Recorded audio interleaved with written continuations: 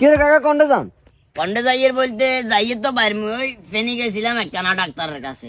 তো ডাক্তারের কাছে গেছেন হাতেতে কি আদতে ইয়ে গরু গোস্তের হলটা। তো ডাক্তারের কাছে গেছেন গরগোস্তর হোলডা লয়ে আইছেন, না বুঝলাম না কাহিনী। না গরু গোস্তের হলটা বলতে ডাক্তারে বড়া কতক্ষণ স্যাঁক ট্যাক করছে গিয়া কইছি বুঝছো না। হ্যাঁ। স্যাঁক ট্যাক করিবার হরে রিপোর্ট টিপোর্ট গিয়া চাই আরে কয় জান নেই টোটালি গরু গোস্ত খাইতে নাইতেন না। কটা সিলিবে কান দিছে, সিলিবেতে 2670 টাকার হাতে ওষুধ লেখছে।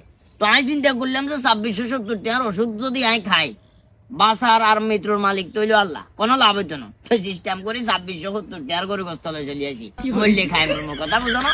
ও আচ্ছা কাকা আন্নে কি করলেন? খাবেলা মানে হচ্ছে না আবার খাইছেন কিনলে? এই আগে তোর বাপের টিয়া দেখে এনে কিনলে এত রঙের কথা করে বাজি। আসলে কাকা কইলে আন্নার মনে কষ্ট যাইবো, আন্নারা মানুষ রুখ হবিস কয় যে রুক হবিস কর, রুক হবিস তুইও কিনে শুরু করছিস। আমি তোর বাপের টিয়া দিতে ফালতু খাই আবার